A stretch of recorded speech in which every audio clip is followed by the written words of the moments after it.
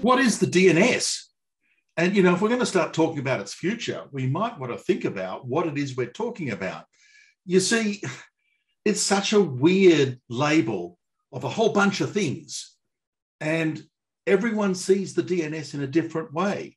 I'm like, from a computer science point of view, the name system is just a collection of word strings. It's just an organization of data items into a hierarchy, and that's it. Now, if you're working in the DNS industry, you'll have a different view.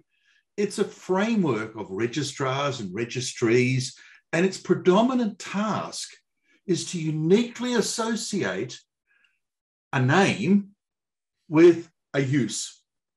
And so my name is not your name. And this name registration framework is there to ensure that names are unique in this context. As a user, I don't care about that. As a user, I'm trying to see the internet in terms that reflect me. Words in my language, preferably. Words in my script, preferably. And because the underlying internet uses IP addresses, which, I just don't want to know about, and I haven't even got into V6, wow. I'd like to use the internet by name. And this distributed database that I never have to worry about just does that by magic. If I'm a protocol engineer, it's a protocol, and it's one of the most widely used protocols on the planet. It is the universal tunneling protocol for everybody and everything. And again, if you go back to computer science, that protocol goes everywhere. It's a signaling medium. We use it for good and bad. Botnet abuse, malware, often uses the DNS to actually orchestrate its actions. So, good, bad, it's just a signaling medium. It's just a way of getting data around. Now, as we've already touched upon, no one's in charge anymore. We booted the phone companies out of that role years ago, and we've never looked to national infrastructure, national institutions to give us guidance anymore. The internet doesn't work like that. It is deregulated. It is the industry. And so it's a set of functions and actors, each working to their own tune in their own way. And orchestrating that is actually left to markets and market signaling, because no one is there to tell us what to do. And we can actually look at the DNS as these various forms of markets and think about the future in those parameters. And so if you're working in the ICANN or close to ICANN, you might see these successive rounds of new names, new top-level labels, and that's a market. There's a market for registrars who act as retailers of names.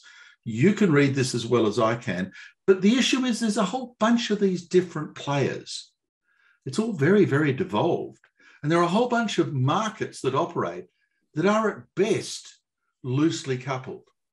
Some of them are about producing names, some of them are about using names, and the market for DNS query logs is actually a market for information about what we do and how we do it, because the DNS tells us everything. The DNS is, one of the ways where if you want to know what a user is doing, just look at their DNS queries. Given this diversity, there's a whole bunch of ways to talk about the future. And here are a few just to think about. Is this a control element? Privacy, which is such a big deal in our world at the moment, probably in response to an internet economy, which has turned into a surveillance economy. And so the DNS, which is front and foremost of this argument, is sitting there going, wow, we're just too chatty. We need to lock this down a little bit. The DNS and trust. Who signs their stuff? Who believes it? Because if I really want to be naughty, maybe I give you the wrong answers in the DNS. And if you trust it, that's your problem. So we need to think about trust.